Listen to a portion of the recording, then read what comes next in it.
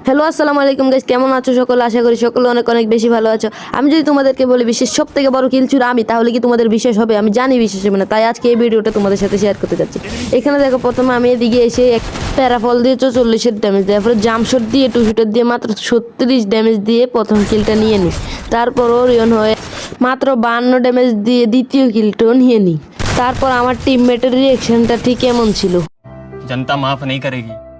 তারপর 3 নাম্বার কিলটাও চুরি করার উদ্দেশ্যে যখনই ওরিয়ন এক শট মারলাম, তারপরে 3 নাম্বার কিলটাও চুরি করে ফেললাম। কিল চুরি করার পর আমার রিয়েকশন,